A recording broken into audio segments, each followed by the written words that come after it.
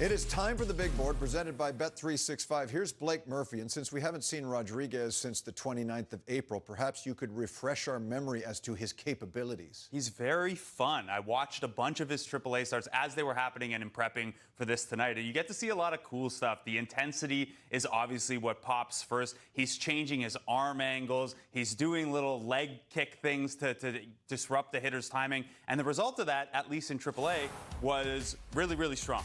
He had some issues with pitch efficiency, and that's something that plagued him a little bit in his Major League cup of coffee. We'll have to keep an eye out for that. He required a little over 20 pitches per inning down with the Bison. So if that's the case here, you're looking at maybe a 4-inning guy instead of a 5 or 6-inning guy. But the stuff is nasty. His pitch mix was still mostly the same down there. He did throw the curveball a little bit more. He got good swing and miss on all 5 of his pitches. There was a little bit of contact against the slider sometimes if you could get to it. But you see these numbers here. Pretty much every pitch was a wipeout pitch. Tonight, lefty-heavy Guardians lineup. Probably see that splitter and curveball a little bit more. And those have been pretty impressive at the Major League level as well, if he can keep them out of the heart of the plate. And the first batter he will see is Steven Kwan, who needs 15 plate appearances before he can qualify for the batting title. And at that point, we can start talking about him like we talked about George Brett in 1980 and John Olerud in 1993. How is he doing this? It's pretty incredible. And this is a guy who always had good contact skill. But we're talking about a guy who hit like 270 last year, 290 in his rookie season.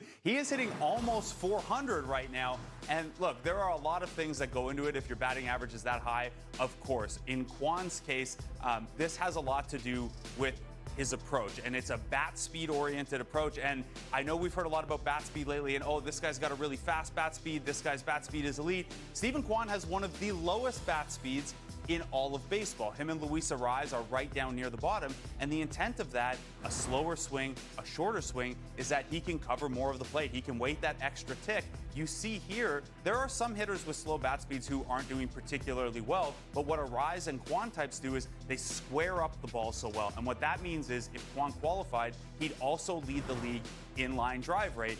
Just for comparison's sake, here you see his range of bat speeds compared to the league average. This is below average bat speed regularly, but because he's so set in his approach, because it's so line drive oriented, league wide, when hitters hit a line drive, you're hitting 630. It's just really hard to hit a line drive, and nobody hits more of them than him. There's also one other element, Jamie. He led the league in how infrequently he swung and missed last year. He cut that rate in half this year. Imagine telling the kids, just swing slow and you'll be a raging success. That is Blake Murphy, and that is the big board presented by Bet365. Whatever the sport, whatever the moment, it's never ordinary at Bet365.